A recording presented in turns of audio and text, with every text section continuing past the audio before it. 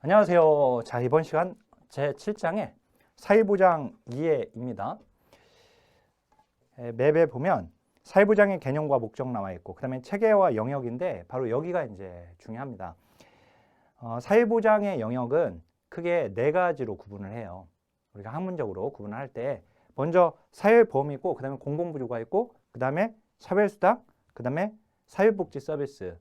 이걸 이제 사회 서비스 라고도 하고요. 물론 이제 그 용어상의 차이는 제가 이어서 지금 이번 시간 설명을 드릴 거고요. 213쪽 보면 사회보장의 개념과 관련해서 베버리지 보고서에서 우리 베버리지 선배님은 보니까 소득을 보장하는 거다라고 해놨고, 그 다음 그 3번에 보면 우리나라 사회보장 기본법에 보면 사회보장이란 출산, 양육, 실업, 노령, 장애, 질병, 빈곤, 사망 등의 사회적 위험으로부터 이 사회적 위험은 개인적 위험하고 다릅니다. 사회적 위험이라고 하면 사람이라면 누구나 처할 수 있는 위험이에요. 근데 개인적 위험은 그 위험에 처할 수 있는 사람도 있지만 그렇지 않은 사람도 있는 거예요. 그렇죠? 그래서 이 사회적 위험, 거기 출산, 양육, 출산은 여자만 하는 거 아니에요? 아니죠. 그죠? 출산은 부부의 문제죠, 결국. 그 다음 이제 양육, 사람이라면 다 거기 실업, 노령, 장애, 질병, 빈곤, 사망 다 해당이 됩니다. 자, 그리고 거기 소득 서비스를 보장하는 사회보험, 공공부조, 사회서비스를 말한다 이렇게 되어 있어요. 우리 사회보장 기본법에는 용어상. 옛날에는 그 사회 서비스를 사회복지 서비스 및 관련 복지 제도를 말한다라고 했었어요. 근데 사회복지 서비스와 관련 복지 제도를 묶어버려서 사회 서비스를 말한다 이렇게 바뀐 거예요. 제가 법 위계 이게 설명할 때 말씀드렸었죠, 한번 또. 자, 그러니까 우리나라 사회보장 기본법은 사회보장을 사회보험, 공공부조, 사회 서비스로 구분하고 있구나. 자, 미국에서는 이제 사회보장이라는 용어를 사용하고 있고요. 자, 그 다음에 넘겨서 그러면 이제 214쪽으로 와서 보면 사회보장 체계 및 영역입니다. 자, 이렇게 한번 그려보면 우리나라에서 소득과 재산이 많은 사람들, 그래서 여기 위에 있는 사람들, 그 다음 여기 아래에 있는 사람들, 그저 여기 다 채웠어요, 지금. 다 여기다가 우리나라 사람 다 집어넣었어. 그리고 나서 선을 그었어요. 이 선이 최저생활 보장선이 되는 거죠. 그죠? 베버리지 보고서는 이걸 국민 최저선이라고 했던 것이고요. 또는 이제 최저생계 보장선이 되는 거예요. 그래서 이 선 밑에 소득 인정액이, 즉 소득과 재산이 이 기준선 밑에 있는 사람들은 뭘로? 공공부조로. 여기 밑이 이제 공공부조인 것이고, 그 다음에 이 위에 있는 사람들은 사회보험제도로, 그죠? 그런데 자, 여기 아래에 있든 위에 있든 모두를 대상으로 삼는 거, 모두를 다 대상으로 삼는 것이 사회수당이 있고요. 그 다음에 위아래 모두를 대상으로 삼는 것 중에 사회복지 서비스가 있습니다. 이렇게 그래서 크게 네 가지가 되는 거예요. 그러면 이 공공부조는,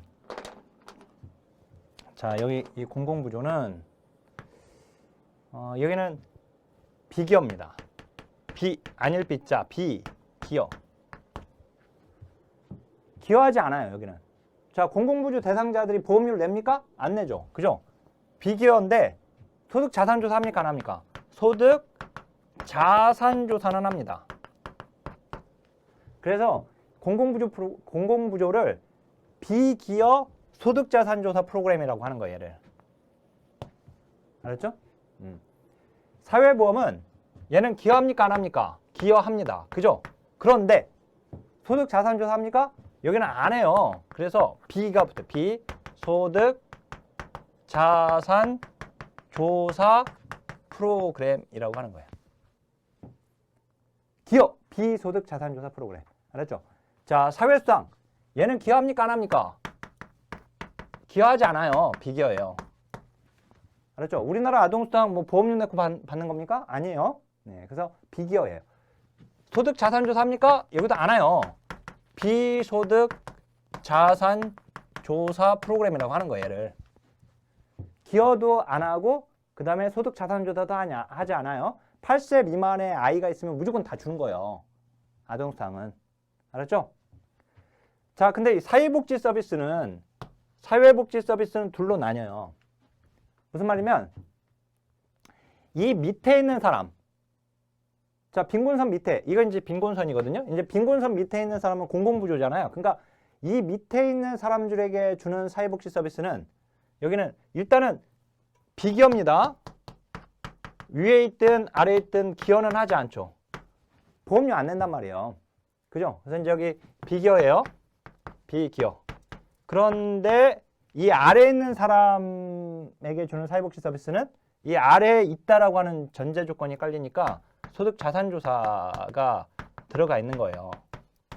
근데 위에 있는 사람들은 자기가 돈 내고 그냥 이용하는 거거든요. 그래서 소득 자산조사는 안 하고 있는 겁니다. 그래서 이제 사회복지 서비스는 비기여 소득자산조사 프로그램과 그 다음에 비기여 비소득자산조사 프로그램 이렇게 둘로 나뉘게 되는 거예요. 알았죠? 그래서 자, 이제 우리가 보는 건 이제 사회보험부터 볼 거고 그 다음에 사회복 공공부조 볼 거고 순서가 그 다음 넘기면 그 사회복지 서비스부터 정리했네요. 제가 세 번째가 있죠. 그 다음에 네 번째가 있죠. 이렇게. 자, 그러면 이제 사회보험부터 보겠습니다. 사회보험은 사회보장 제도 중에 가장 중요한 제도로서 사회적 위험을 보험 방식으로 대처한다. 자, 다시 한번 여기 이제 사회적 위험이 있고요. 그 다음 이제 개인적 위험이 있습니다.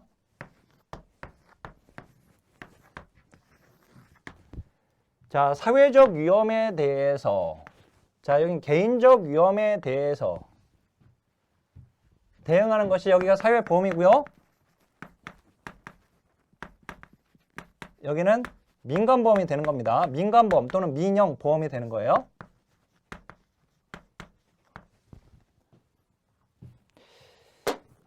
근데 사회보험이든 민영보험이든 민간보험이든 둘 다 보험 방식으로 대처하는 거예요. 여기가 보험 방식. 보험 방식. 자, 사회적 위험을 보험 방식으로 대처한 것이 사회보험이고 개인적 위험을 보험 방식으로 대처한 건 민간보험이에요. 민영보험. 자, 그러면 이 보험 방식이라는 게 뭐냐? 도대체 보험 방식이 뭐냐? 보험 방식은 공동부담하는 거예요. 공동부담. 공동부담해가지고 플러스 위험을 분산시키는 거예요. 알았죠? 그러니까 공동 부담해가지고 그래서 그 기금을 가지고 어려운 사람에게 먼저 주는 거죠. 그래서 그 위험을 분산시켜 주는 거예요. 그러니까 민간보험이든 사회보험이든 둘 다 공통점은 뭐예요? 공동 부담해서 위험을 분산시키는 거예요. 알았죠? 다만 이제 차이점은 뭐예요? 여기서 있는 거예요. 여기서 차이점은 여기. 사회적 위험에 대한 것이 사회보험이고 개인적 위험에 대한 것이 민간보험이다. 운전자 사고의 경우에는 차를 운전하는 사람만 해당되는 것이죠. 그죠? 그래서 그건 개인적 위험에 들어가는 겁니다. 자, 거기 214쪽으로 와서 다시 한번 사회적 위험을 보험 방식으로 대처하는 그래서 기여 비소득 자산조사 프로그램이다. 자, OX 문장. 공공부조 사회보험, 사회수당의 특성 해서 사회보험의 급여 조건은 보험료 기여 조건이죠. 기여를 해야지 돼요. 이거는 함께 사회적 위험에 직면해야 하는 조건이 부과된다. 그죠? 사회적 위험에 대한 대처니까. 자, 위험분산과 공동부담이라고 하는 보험기술을 사용한다. 그죠? 민간보험과 그런 측면이 유사하고 5대 사회보험 순서는 우리 공부했고 공적연금 순서도 공부했습니다. 자, 사회보험의 특징 1차 사회안전망이에요. 얘가 사회보험이 자 다시 한번 얘가 몇 차 사회안전망? 1차 사회안전망이에요. 얘가 2차 사회안전망이에요. 이 안전망의 개념은 어떤 걸 의미하냐면 요겁니다. 안전망의 개념.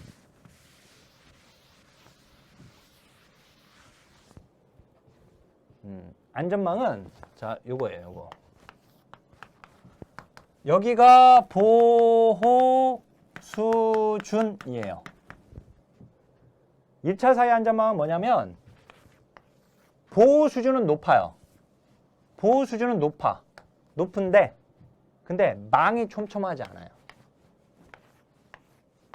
이게 1차 사회 안전망이에요. 이게 사회보험이에요. 자, 어떤 사람이 여기에서 있다가 위험에 빠져서 떨어진 망으로 받아줘야 하거든요. 그걸 받아줘야 하는데 사회보험이 바로 먼저 이 그물망이어서 이걸 이제 받아주는 거예요. 근데 여기서 이제 걸리면 좋은데 그래서 여기서 받아주면 좋은데 이게 촘촘하지 않으니까 여기서 빠져나갈 수가 있어요.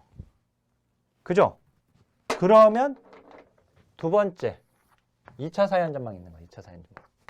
2차 사회안전망은 보호 수준은 낮아. 보호 수준은 낮아. 1차보다. 그렇지만 망이 촘촘해요. 알았죠? 이게 바로 공공부조예요. 그리고 이제 3차 사회안전망은 더 보호 수준이 낮아요. 보호 수준은 낮지만 아주 촘촘해요. 알았죠? 여기가 3차 사회안전망.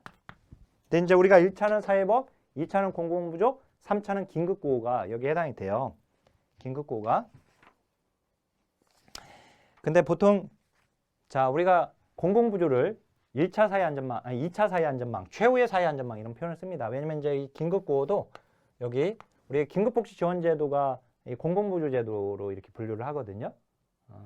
근데 나누면 1차, 2차, 3차 이렇게 나누게 된다. 근데 공공부조는 2차. 그래서 1차, 2차 이렇게만 알고 있으면 돼요. 알았죠? 망의 개념은. 자, 그래서 사회보험은 예방 측면이죠. 강제로 가입시키잖아요. 강제 적용을 하는 이유는 사회 연대의식을 제고하고 위험분산을 극대화하려고 하는 겁니다. 강제로 당장 위험이 없는 사람이다 하더라도 다 가입을 시켜놔야지 이제 그렇지 않은 사람들을 위험률이 높은 사람들이 서로 도와주는 거거든요. 이게 우리 재분배에서 수평적 재분배, 그다음 우발적 재분배가 이제 사회보험. 우발적 재분배는 건강보험과 실업보험이 이제 여기 해당이 됐었죠. 어떻든 이제 사회보험의 수평적 재분배였는데, 자 그다음에 국민생활 안전성을 보장한다. 역의 선택을 방지한다. 역선택 방지를 위해서 이제 강제 가입시키는 겁니다. 그렇지 않으면 만약에 강제 가입이 아니라고 한다면 위험 발생 가능성이 높은 사람들은 가입하려고 하지 않겠죠. 그래서 역선택이 뭐였죠? 위험 발생 가능성이 높은 사람들은 위험 발생 가능성이 높은 시기에 집중적으로 가입하고 그렇지 않은 사람은 가입하지 않는 것을 역선택이라고 했었어요. 근데 사회보험은 강제이기 때문에 위험 발생이 높거나 낮은 사람에는 다 가입을 시킨단 말이죠. 자, 그다음에 사회보험의 보험료와 급여는 개인적 공평성과 사회적 적절성을 모두 반영한다. 개인적 공평성보다는 다만 사회적 적절성, 즉 충분성을 더 중시한다. 이거 조심해야 돼요. 무슨 말이냐면 민간보험은 개인적 공평성, 즉 개인적 형평성만 중시 여겨요. 근데 사회보험은 개인적 공평성, 즉 개인적 형평성뿐만 아니라 사회적 적절성까지 다 고려를 하고 사회적 적절성을 근데 더 중시 여긴다. 그렇죠? 그렇게 알아야 돼요. 그래서 이제 사회적 충분성, 즉 사회적 적절성인데 그 다음에 개인적 형평성, 자신이 된 보험료에 비례해서 급여를 받는 것이다.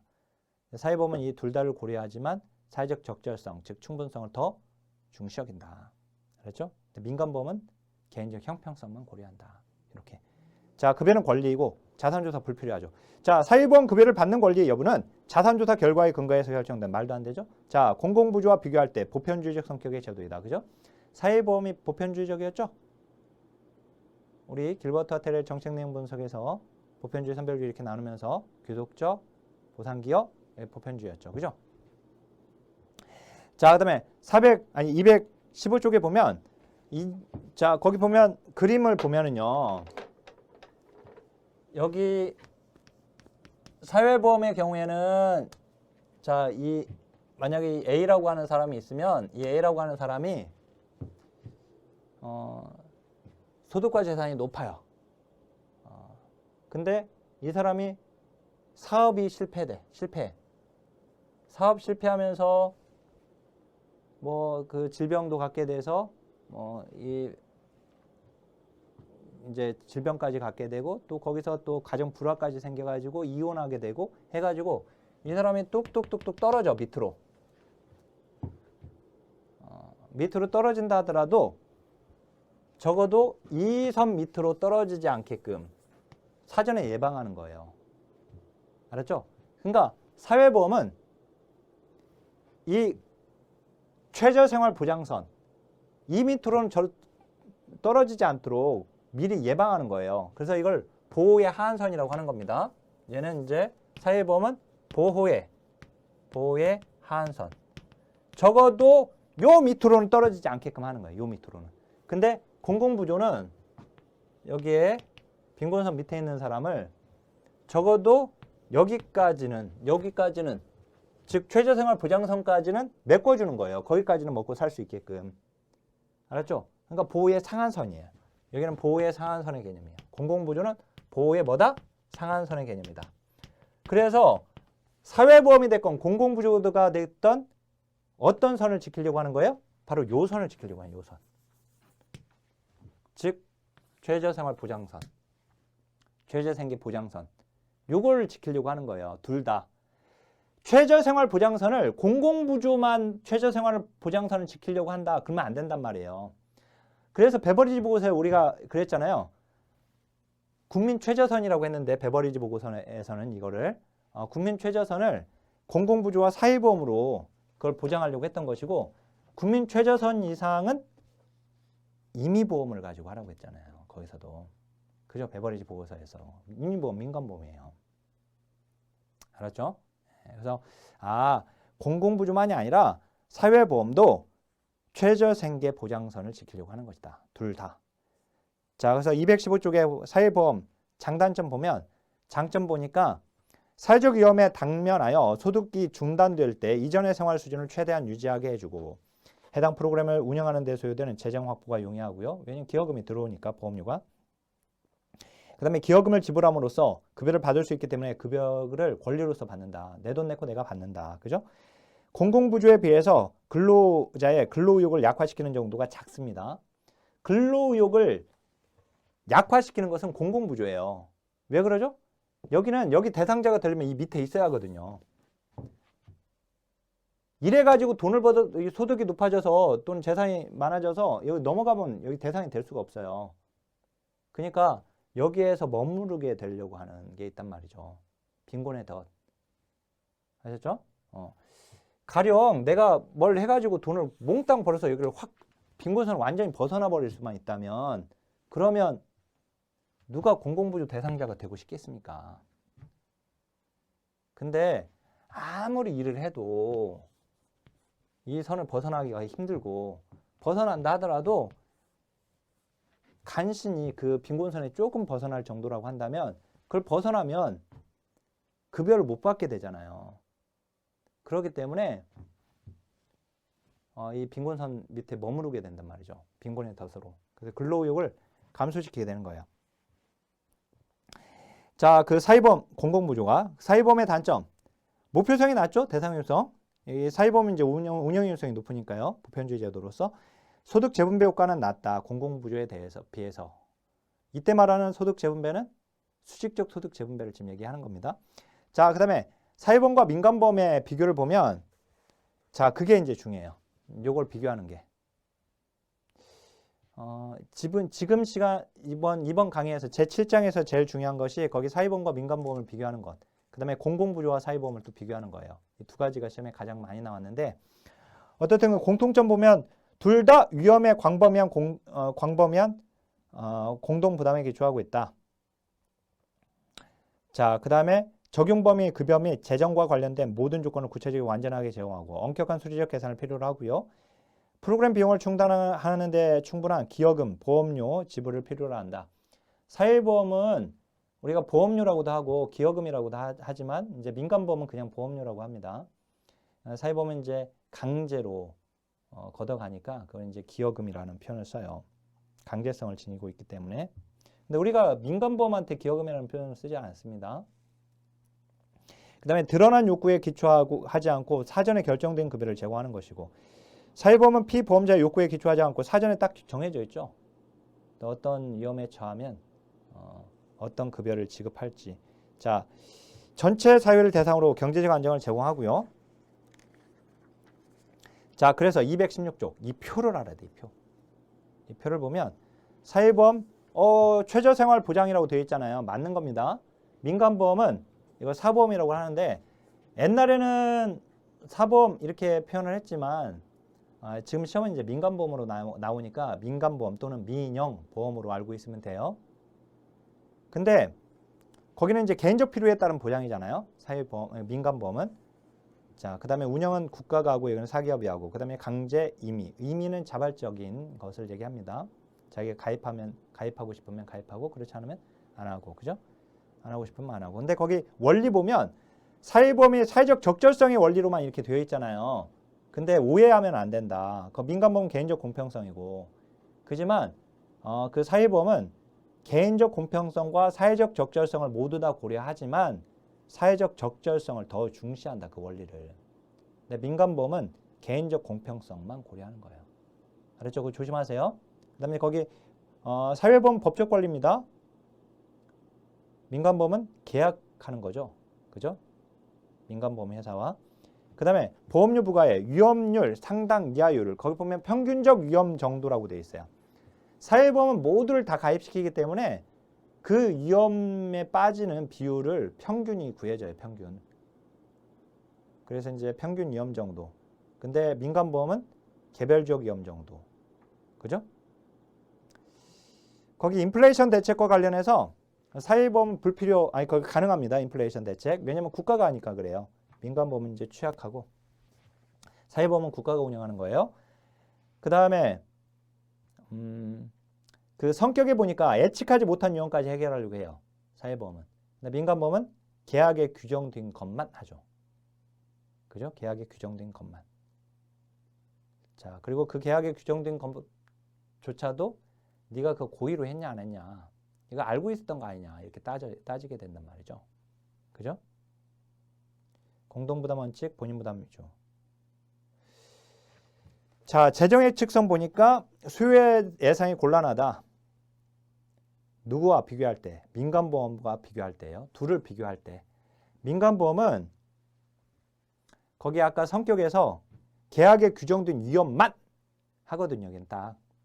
근데 사회보험은 예측하지 못한 위험까지 해결을 해주기 때문에 재정이 추후에 얼마나 더 들어갈지에 대한 예측이 민간보험보다는 곤란해요.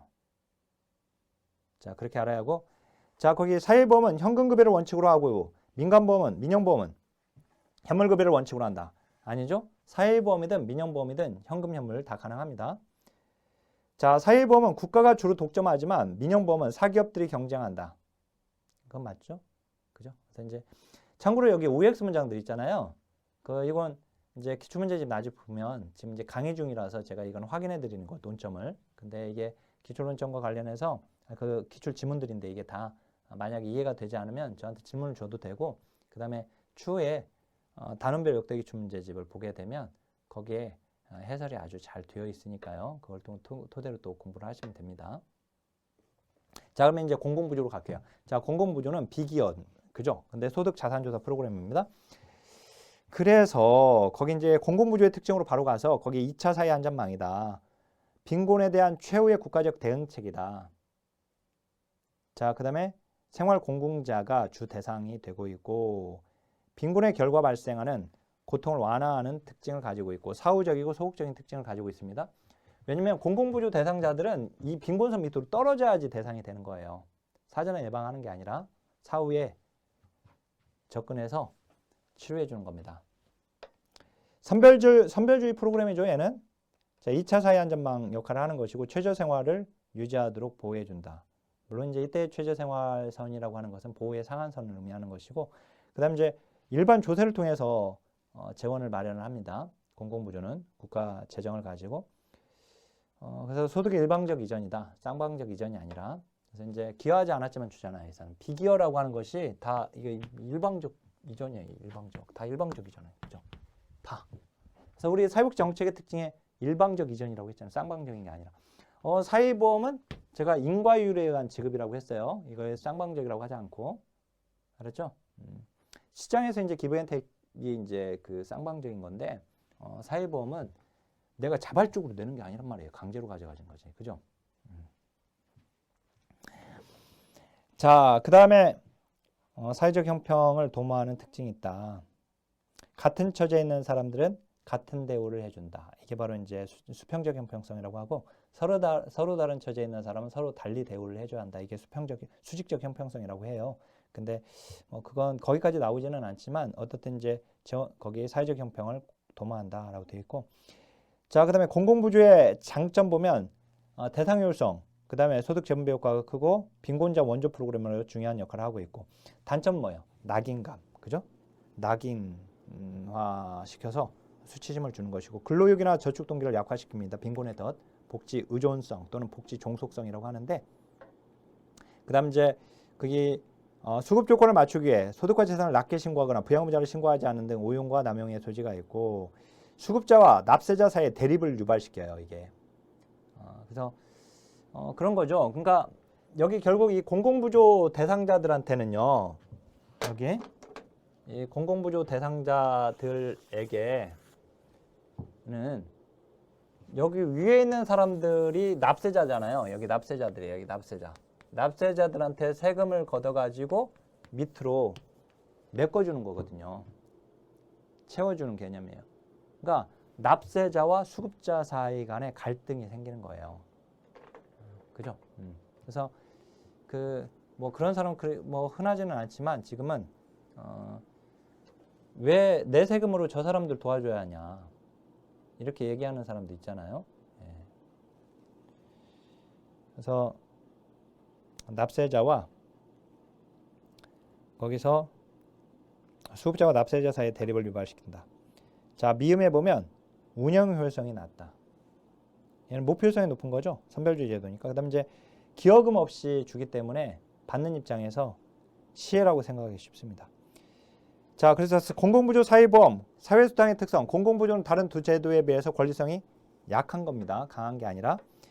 자, 그래서 거기 공공부조와 사회보험을 비교하는 문제 있잖아요. 차이점.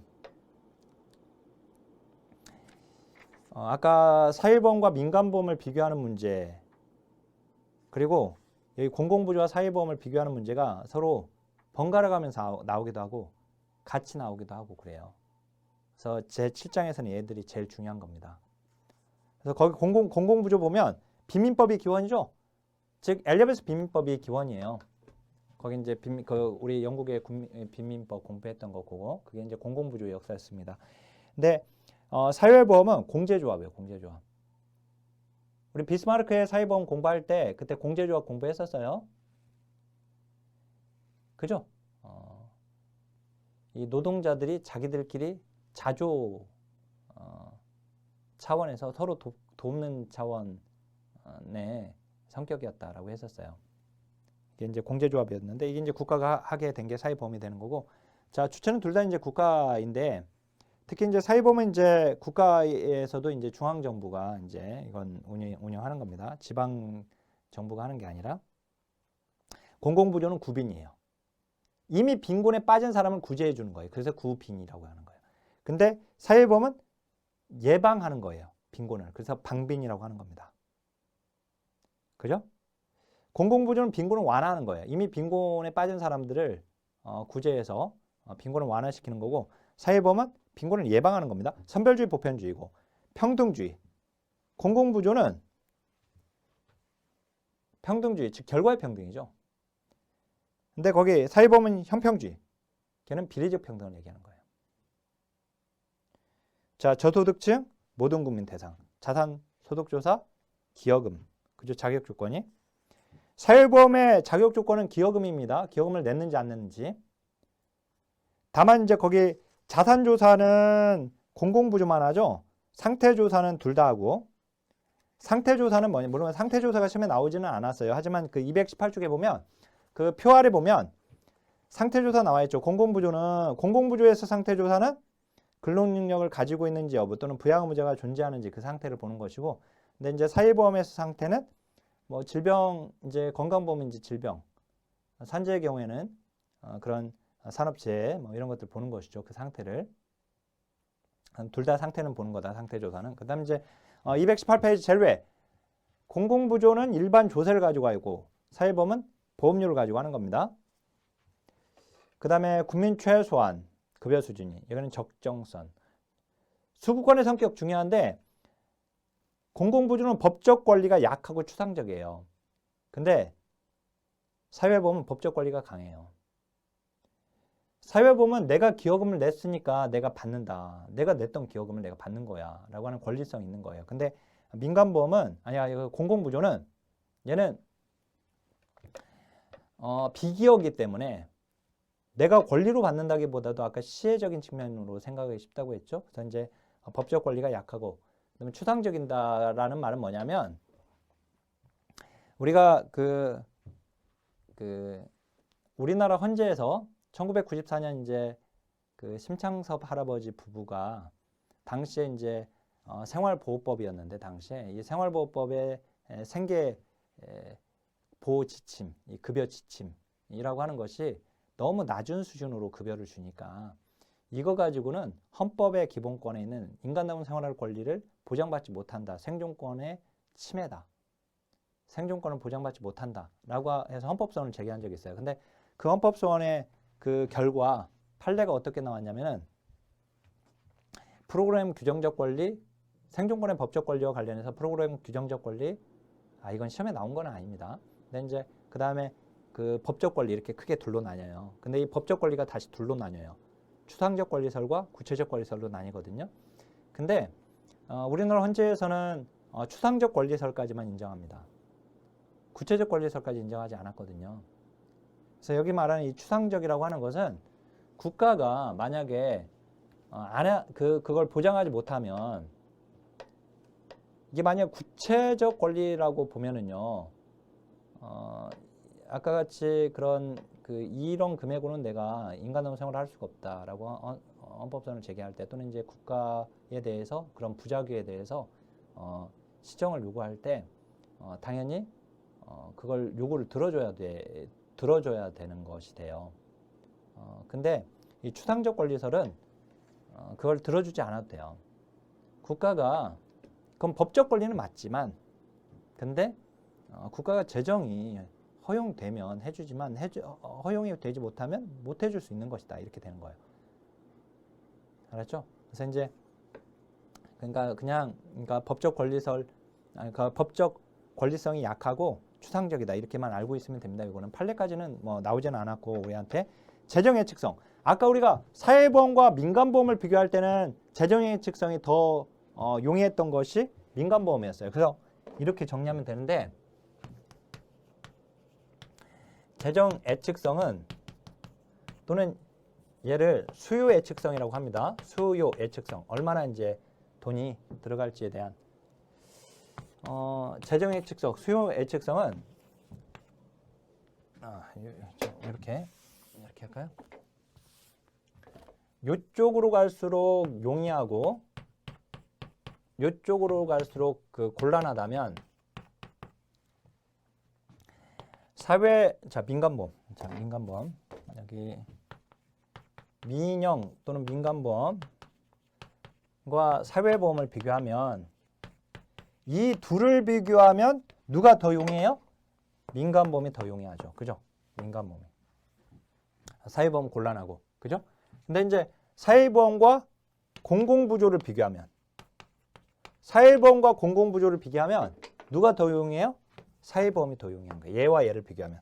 아까 얘와 얘를 비교하면 민간보험이 더 유리한 거 용이하고 얘가 곤란하고. 근데 공공부조와 사회보험을 둘을 비교하면 공공부조보다는 사회보험이 더 용이한 겁니다. 공공부조가 곤란하고 민영보험과 공공부조를 비교하지는 않아요. 알았죠? 제가 이렇게 그냥 이렇게 만들었지만 알았죠? 그러니까 얘와 얘를 비교할 수 있어야 하고 그 다음에 또 얘와 얘를 비교할 수 있어야 돼요. 얘와 얘를 비교, 그 다음에 얘와 얘를 비교해야 돼요.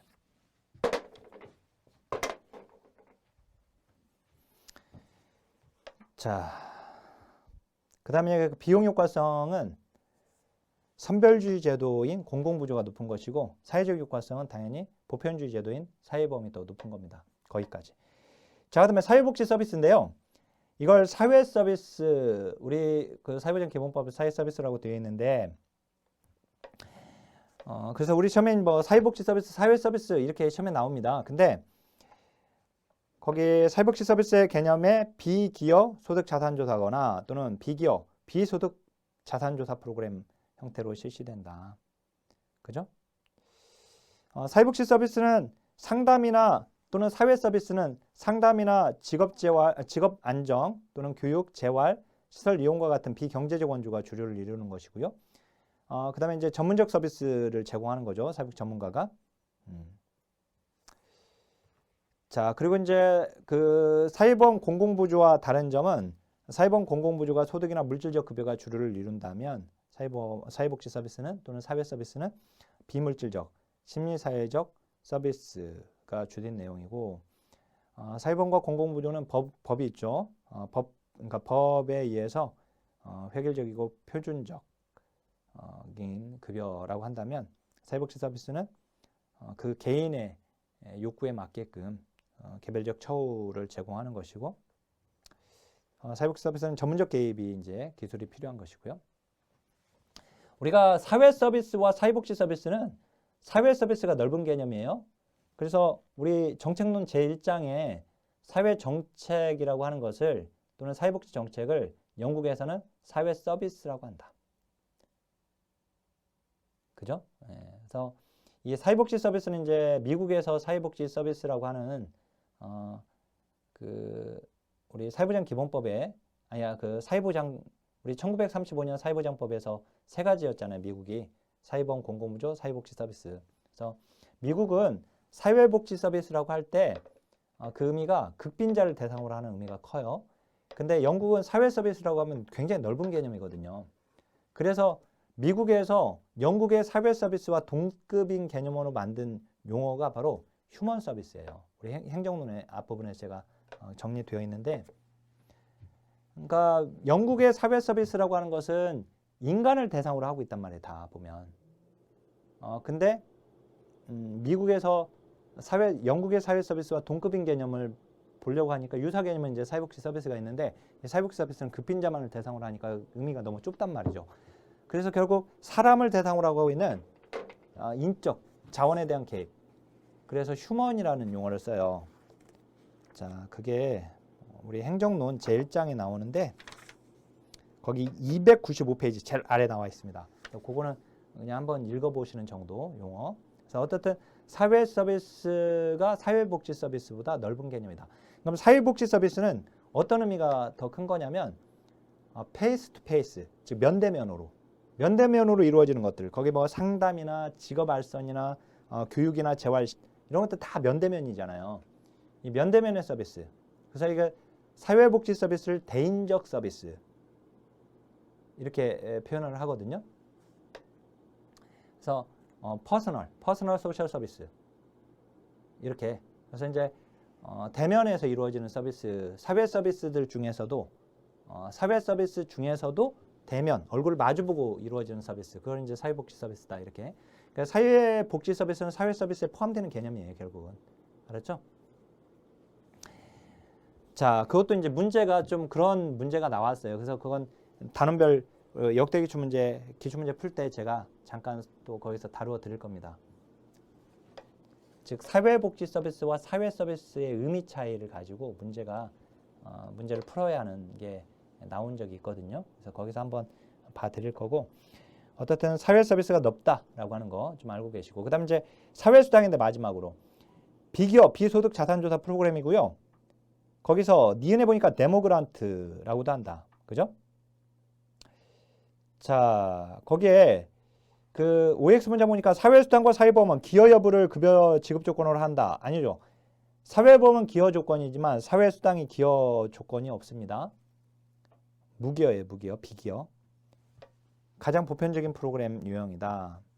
무상교육도 들어가 있고 NHS 국민건강서비스라고 되어 있는 그 NHS는 이건 영국의 무상의료 서비스를 얘기하는 겁니다. 우리나라는 NHI 방식이에요. 그래서 그 다음에 일정한 인구학적 조건을 갖춘 사람에게 급여를 제공하는 아동 또는 가족수당. 인구학적 조건은 이제 우리 연령을 가지고 하고 있는 우리나라는 이제 8세 미만이면 다 주게 되는 건데, 아동수당은 뒤에 정리되어 있어요. 이따 보겠습니다. 그 사회수당의 그러니까 가장 대표적인 제도가 아동수당이에요. 가족수당. 그 장점 보면 권리로서 받는다. 여기는. 그 다음에 권리로서 준다. 급여를. 그 다음에 인간의 존엄성 향상, 사회통합 모두에게 다 주니까 공공부조에 비해서 근로동기 감소 효과가 적습니다. 공공부조는 이 밑에 있어야만 대상이 되는 것이고, 사회수당은 밑에 있든 위에 있든 상관없이 다 받을 수 있는 거예요. 알았죠? 그러니까 근로동기 감소 효과는 적습니다. 공공부조에 비해서. 수평적 재분배 효과죠, 요거. 그다음에 운영 효율성이 높죠. 얘도 보편주의 제도예요. 가장 보편주의 제도죠.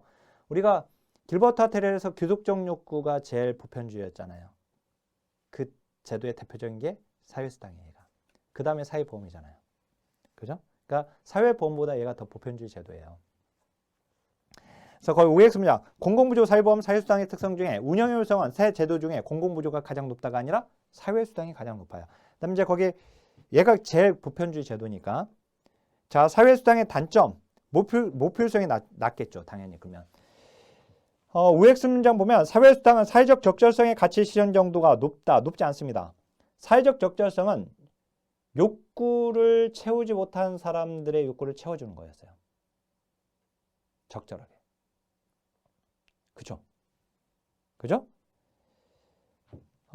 그 말은 욕구를 채우지 못하는 사람들. 그래서 이제 사회적 적절성의 가치를 실현시키는 제도에서 우리 지금 생각이 가물가물하면 2장이었죠. 2장의 정책 가치 봐보세요. 거기에 사회적 적절성에 절대적 욕구와 관련된 제도가 최저생계비, 최저임금, 빈곤선 이런 것들이었죠. 그죠? 그러니까 결국 그런 사람들만 골라서 대상으로 삼아야지 높습니다. 대상 효율성은. 대상 효율성이 높을 때 사회적 적절성이 또 높은 거예요. 그런 사람들의 욕구를 채워주니까. 자, 소득 재분배 효과는 낮아요. 부자나 가난한 사람 모두에게 다 주니까. 그 다음에 그러니까 다시 한번 사회적 적절성의 가치를 실현 정도가 높다고 하면 안 된단 말이에요. 높지 않다. 모두를 대상으로 하니까 재정이 많이 소요되고 재정 확보가 어렵다라고 되어 있고, 그다음에 이제 220쪽으로 와보세요. 우리나라 대표적인 제도가 바로 아동수당이에요. 이게 2018년에 이 법이 제정되고 바로 시행됐어요. 2018년에. 자, 아동수당은 8세 미만의 아동에게 매월 50만 원을 지급하는 겁니다. 지급 대상은 2세 미만 아동에게는 또 매월 50만 원 이상의 금액을 추가로 지급하는 내용이 나와 있긴 하지만, 일단 중요한 것은 아동수당이 8세 미만 그리고 매월 10만 원. 그러니까 길버트 하텔의 정책 내용 분석으로 그냥 한번 우리의 급여 자격 조건, 그러니까 그 선택 자원 내용 분석 4가지로 보게 되면 급여 자격 먼저 뭐예요? 8세 미만이니까 귀속적 욕구죠. 그죠? 그다음에 이제 급여는 현금 급여죠. 매월 10만 원. 그죠? 그럼 뭐 남았어요? 전달 체계하고 급여의 종류. 급여의 종류는 10만 원이니까 현금 급여고, 그다음에 이제 전달 체계하고 재원이 남아있죠. 전달 체계는 국가가 하는 거예요. 그래서 거기 지급 신청 봐보세요. 시장군수 구청장한테 아동수당을 지급을 신청하고요. 그죠? 뭐 특별자치, 시장 특별자치도시다 이렇게 들어가 있는데, 근데 그 다음에 신청한 날이 속하는 달부터 8세 생일이 도달하기 달의 전달까지 매월 정기적으로 지급 방법 현금급여고, 그죠? 이거 재원은 일반 재원을 가지고 합니다. 일반 조세. 그렇죠? 조세는. 전달책은 공공전달책을 지금 하고 있는 것이고, 민간에서 하는 게 아니라. 그 다음에 이제 거의 시효는 5년이에요. 소멸시효. 자, 이게 중요해요. 이것만 일단 알아도 돼요. 근데 제가 좀 더 221쪽에 아동수당법 알아야 할 조문들을 표로 정리를 해놨습니다. 그 221쪽 제일 아래 시험에 나왔던 기출지문을 다 넣어놨거든요. 제가 거기. 지금 아까 220쪽 제일 위에 보니까 4번 나왔다고 돼 있잖아요. 18, 19, 20, 21. 그죠? 그러면 이제 거기 221쪽 제일 아래 아동수당은 인구학적 기준을 적용한 제도이다. 맞죠? 8세. 그죠? 연령. 선별주의에 근거한 제도에다가 아동수당을 집어넣었어요. 틀렸죠? 얘는 보편주의 제도에. 자, 아동수당은 전체 아동이 적용 대상이 아니죠. 그건 맞았어요. 그렇지만 선별주의 제도라고 하지 않습니다. 이거를. 보편주의 제도에. 만 10세 미만 아동. 틀렸죠? 만 8세. 아니, 8세 미만 아동으로 되어 있어요. 8세 미만이라고 돼요. 만이 따로 붙어 있지 않고 8세 미만의 아동에게 매월 10만 원을 지급한다. 그 조문 있잖아요. 사주. 그죠? 이렇게. 그 더 자세히 나오지 않았어요. 그래서 뭐 거기에 223쪽에 정지 사유, 상실 사유 이런 것들이 보통 다른 법률 조문, 뭐 기초연금법이나 또는 이제 뭐 국민건강보험이나 이런 것들에서는 자격의 정지 사유와 상실 사유 이런 것들 구분해서 시험에 내거든요. 특히 기초연금법은 그래요. 근데 그래서 제가 거기다가 넣어놓긴 했는데 223쪽에다가 아직은 안 나왔다 우리한테. 알았죠? 이제 우리가 8장이 바로 이제 공공부조 제도예요. 8장. 빈곤론을 앞에서 잠깐 공부할 거고 그것도 시험에 아주 무조건 나오는 건데 그 다음에 이제 10장부터 나머지는 이제 5대 사회보험법입니다. 그래서 5대 공공부조법, 5대 사회보험법 이렇게 지금 남아있는 거예요. 자, 강의 마치겠습니다. 하나, 둘, 셋! 화이팅!